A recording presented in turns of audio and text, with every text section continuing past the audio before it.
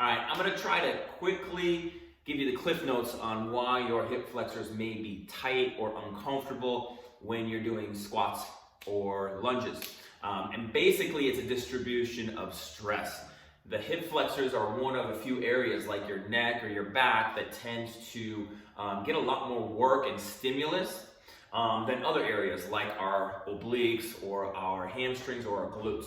And so what we want when we go into a squat or deadlift is we want all of those muscles I just told you about to have a job and to do their job and do it well. But if we're out in our environment and we are only getting stimulus to the first three areas that I talked about, the hip flexors, the neck, and the back, well, when we go into the gym or wherever and we're gonna do our squats or our lunges, we're doing them with the tools that we've been just using a lot, all right? And then we're not using the other tools like our glutes, our hamstrings, and our obliques.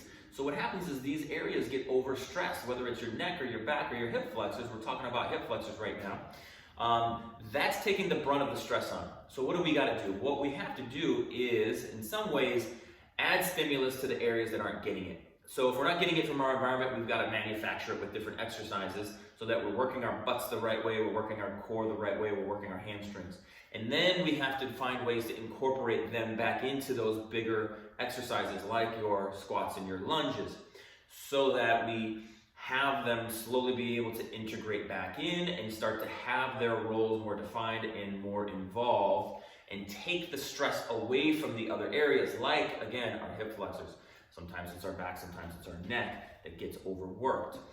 So now we have much more of a supportive system, a more coordinated system that's working together. Everybody's got a job, everybody's doing their job, and everybody's happy. So hopefully that helps to explain why your hip flexors might be a little tight.